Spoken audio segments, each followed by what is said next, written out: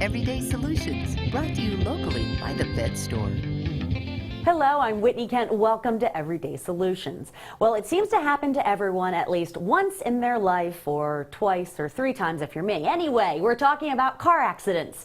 So when it happens to you, what should you do and what shouldn't you do?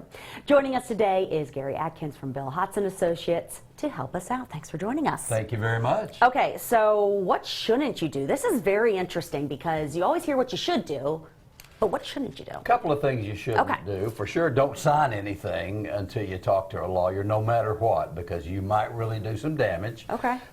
It's better not to talk to an insurance representative until you have at least consulted with an attorney and know what to say or what not to say or what they might ask you or what they might not ask you. Okay. But the bottom line, don't talk to anybody and don't do anything until you understand the process and what's going to happen and what could happen. And I think that's key, because you said the process. Like, in all honesty, we don't deal with this every day. You guys deal with it every day. That's true, and insurance companies deal with it every day. Right. So they know exactly what they're doing. They've done this 1,000 times, and you've probably done it once.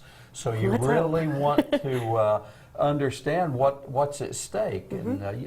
And you might think you're not that hurt, and yet you could be.